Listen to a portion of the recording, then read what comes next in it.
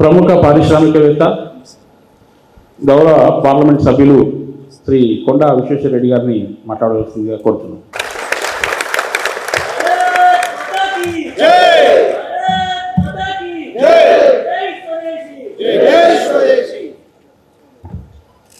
భారత్ మాతాకి జై. గౌరవనీయులు పెద్దలు, all India convener, Swadesh Jagran Manch అధ్యక్షులు శ్రీ సుందరంజీ గారు, రాష్ట్ర కార్యవర్గ సభ్యులు ఆర్ఎస్ఎస్ తెలంగాణ ఆనందం సుబ్రహ్మణ్యం గారు, పెద్దలు గౌరవనీయులు ప్రముఖ సినిమా కథ రచయితలు కోడూరి విశ్వవిజయేంద్ర ప్రసాద్ గారు,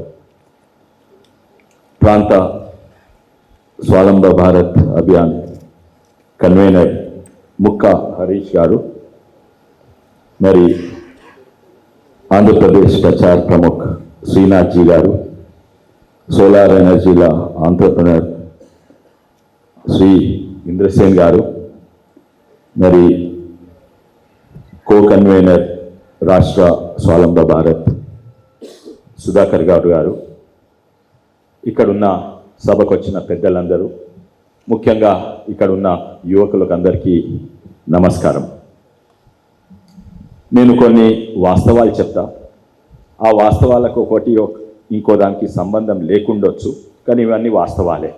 ఈ వాస్తవాలు ముంగట పెట్టుకొని మన భారతదేశంలో జరుగుతున్న విషయాలన్నీ మనం ముంగట పెడదాము, ప్రపంచంలో జరుగుతున్న విషయాలన్నీ ముంగట పెట్టుకొని ఇవన్నీ కలిపి చూద్దాము.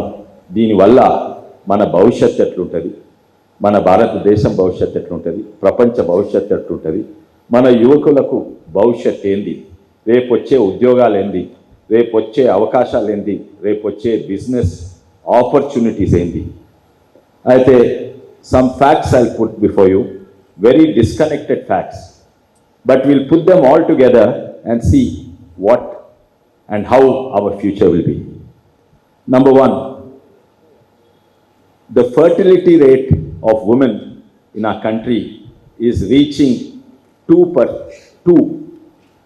అంటే ఒక స్త్రీకి అందాజ యావరేజ్గా 2 పిల్లలు కంటారు.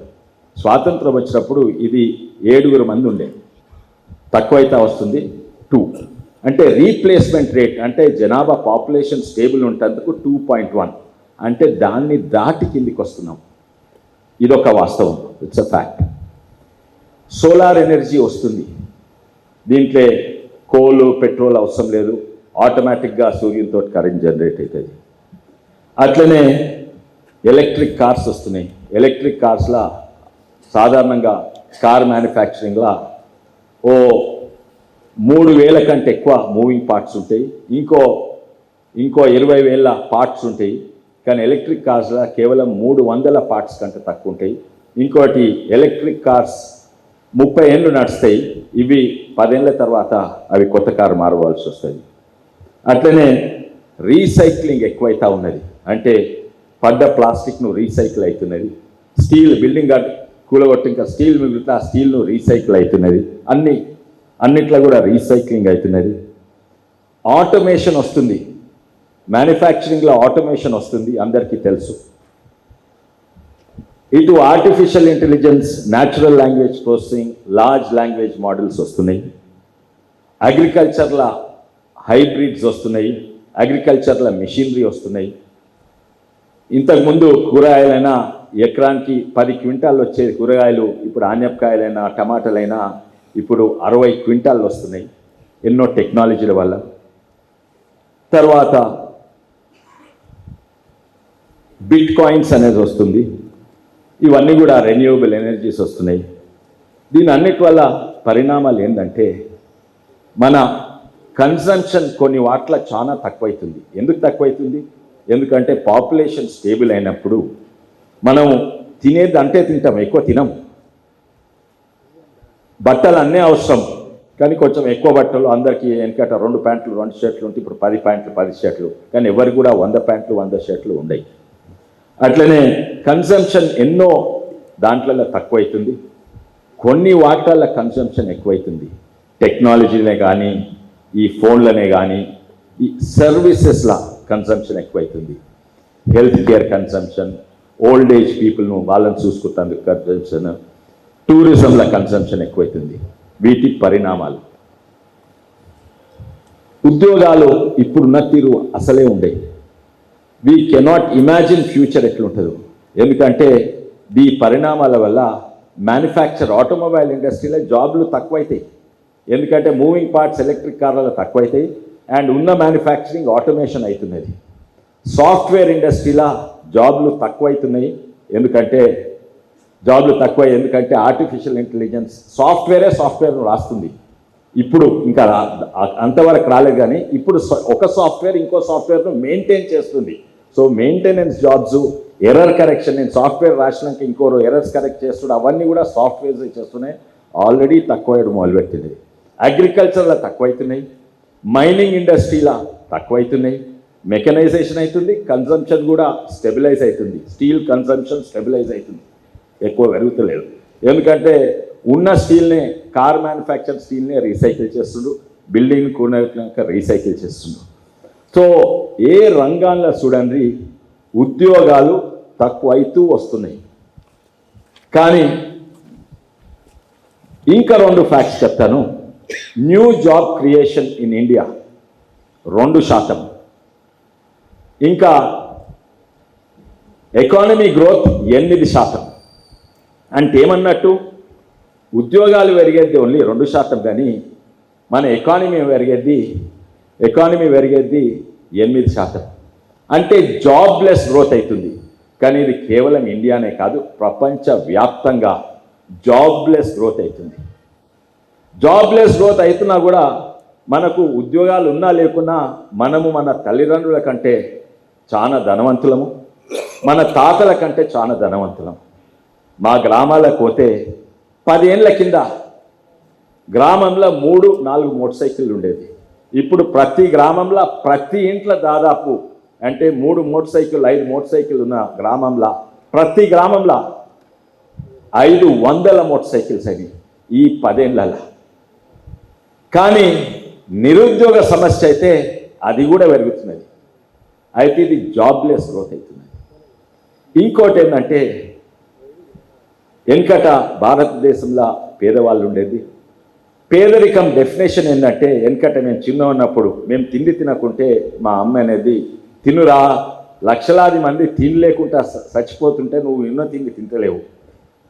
కానీ వెనుకట డెఫినేషన్ ఏముండే, తిండి లేదో, బట్టలు లేనో, చెప్పులు లేనో వీళ్ళు పేదోళ్ళు ఉండే.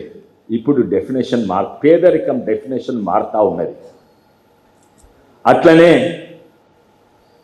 The definition of wealthy and rich also మారుతూ ఉన్నది. అయితే ఇప్పుడు ఈ పరిస్థితుల ప్రాచీన కాలంలో మన భారతదేశంలో ఉద్యోగాలంటే ఏమి, లార్జ్ స్కేల్ ఉద్యోగాలంటే సైన్యంలోనే ఉండేది. అడ్మినిస్ట్రేషన్ రాజుల కింద ఉద్యోగాలు ఉండేనా, ప్రభుత్వ ఉద్యోగాలు చాలా తక్కువ. వెనుకట అడ్మినిస్ట్రేషన్ చాణక్యుని సంచి తర్వాత అందరూ కూడా ఆంట్రప్రనర్స్, ఇండియన్ ఆంట్రప్రనర్స్ ప్రాచీన కాలంలో స్వదేశీ అని మనము ఇప్పుడు మళ్ళా వింటున్నాము. కానీ వెనుకట మీరు ఇంగ్లాండ్లో మ్యూజియం పోని ప్రతి ఒక్కటి, ఓ బట్ట మంచిగా ఉందంటే అది ఇండియా నుంచి, ఒక వజ్రం మంచిగా ఉందంటే అది ఇండియా నుంచి, ఏదన్నా మంచిగా ఉందంటే అది భారతదేశం నుంచి ఉండేది. అప్పుడు భారతదేశంలో అందరూ ఆంట్రప్రనర్సే, ఉద్యోగాలు తక్కువ ఉండేది. ఇప్పుడు కూడా మన లక్ష్యం ఏంది, వెనుకట భారతదేశం నంబర్ 1 ఎట్లుండేనో భవిష్యత్తులో కూడా నంబర్ 1 ఉండాలి. ఇది భారతదేశంలోనే కాదు, నువ్వు అమెరికా చూడండి, జర్మనీ చూడండి, ఆంట్రప్రనర్స్ సంఖ్యలు, పెద్ద పెద్ద కంపెనీల జాబ్ సీకర్ సంఖ్యలు, గవర్నమెంట్లో ఉన్న జాబ్లు చూడండి, అక్కడ ఆంట్రప్రనర్స్ చాలా ఎక్కువ ఉంటారు. అమెరికాలు కానీ, జర్మనీలు కానీ, ఈ అన్నిట్లో కూడా కానీ. ఇక్కడనేమో మనం అందరం కూడా బ్రిటిష్ ప్రభుత్వము మనం అలవాటు చేసింది, అందరూ ఉద్యోగాలు చేయండి. మేము చదువుకున్నప్పుడు ఉద్యోగం లేకుంటే నీ లైఫ్ వేస్ట్, అది ఉద్యోగం కాదు, గవర్నమెంట్ ఉద్యోగం లేకుంటే నీ లైఫ్ వేస్ట్ అని ఉండేది. మేము బయటకు వచ్చినప్పుడు, నేను మంచి ఇంజనీరింగ్ కాలేజ్ చదువుకున్నా, బయటకు వచ్చినప్పుడు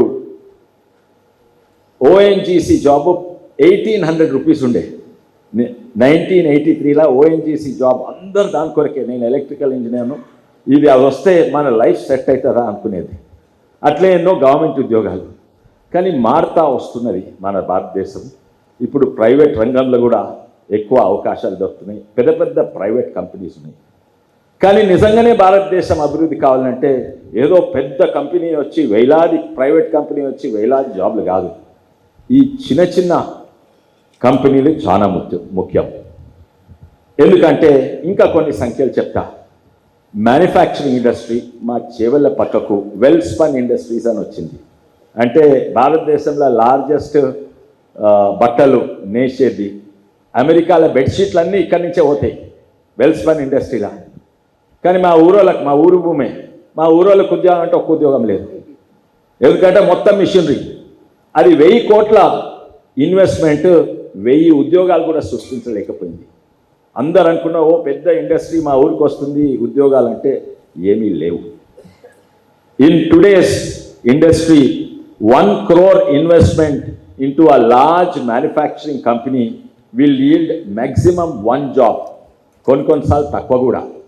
సెమీకండక్టర్ ఇండస్ట్రీ అంటే 10,000 కోట్లది ఉంటుంది. ఆడ నేను అనుకుంటా 10 కోట్లకు ఒక జాబ్ ఉంటుంది. అంటే 100 కోట్లకు 10 కోట్లకు ఒక జాబ్ ఉంటుంది అక్కడ. అయితే ఇది లార్జ్ మ్యానుఫ్యాక్చరింగ్, లార్జ్ సర్వీస్ సెక్టర్లా పెద్ద పెద్ద హోటళ్ళు అనుకోండి, పెద్ద పెద్ద హాస్పిటల్ అనుకోండి, ఆడ ₹1 కోటి ఇన్వెస్ట్మెంట్ చేస్తే అక్కడ కొంచెం ఎక్కువ. పెద్ద పెద్ద హాస్పిటళ్ళు హోటళ్ళ 100 కోట్ల ₹1 కోటి ఇన్వెస్ట్ చేస్తే 3 ఉద్యోగాలు, అంటే మ్యానుఫ్యాక్చరింగ్ అంతే కొంచెం. అయితే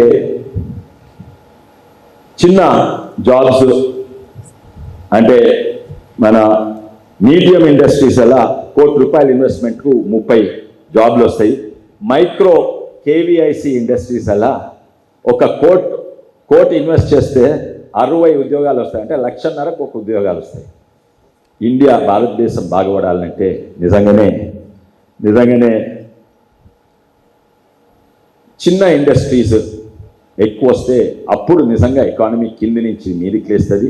అదే సిద్ధాంతం అనేది అంత్యోదయ అనే సిద్ధాంతం. ఎవరో మీ నుంచి పెద్ద ఇండస్ట్రీస్ వచ్చి ఎకానమీని చేయదు, కింది నుంచి ఇండస్ట్రీస్ వేస్తే అప్పుడు భారతదేశం ముందుకు వస్తుంది. అందుకే చాలా ముఖ్యము మనందరం కూడా జాబ్ క్రియేటర్స్ కావాలి అని మన లక్ష్యం ఉండాలి. నాట్ జాబ్ సీకర్స్ కాదు. అది కేవలం మన కొరకు కాదు, అది దేశం ఎకానమీ కొరకు, దేశానికి కొరకు కూడా మనము జాబ్ క్రియేటర్స్ కావాలి. దేశం ఎకానమీ కొరకు జాబ్ క్రియేటర్స్ కావాలి, జాబ్ సీకర్స్ కాదు. మళ్ళోసారి అందరికీ ధన్యవాదాలు ఈ అవకాశం ఇచ్చినందుకు. మీ అందరికీ పేరు పేరున నమస్కారం. భారత్ మాతాకి జై. సంస్థలు ఉన్నప్పటికీ చాలా తక్కువ ఉద్యోగాలు కల్పన చేస్తాయి.